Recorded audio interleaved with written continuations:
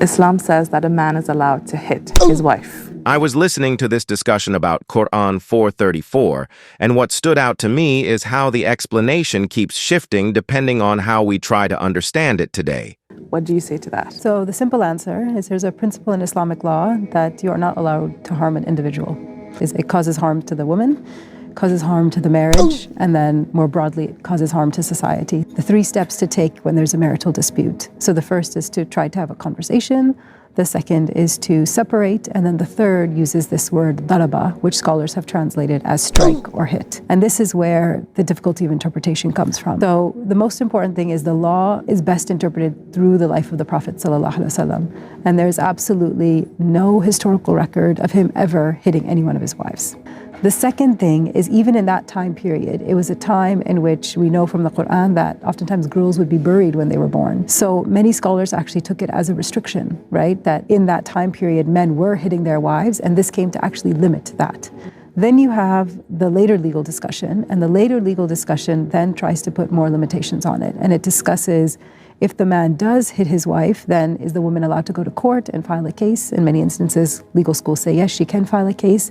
And some even say that she can actually ask for a divorce if she is harmed. So the later legal tradition also understands this as striking, but then tries to say these are the limitations, and this is also the recourse the wife has if this actually happens to her.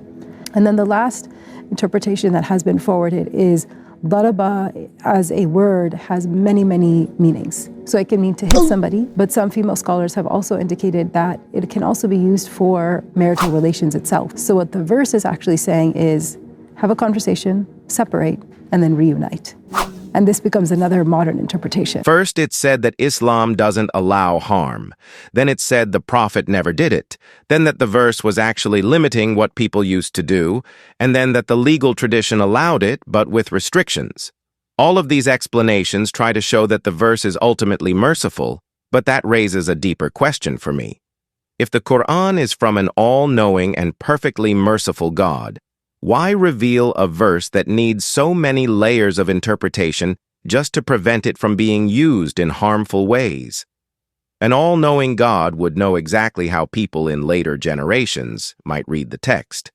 So why allow wording that could be taken as permission for violence, even if scholars later try to limit it?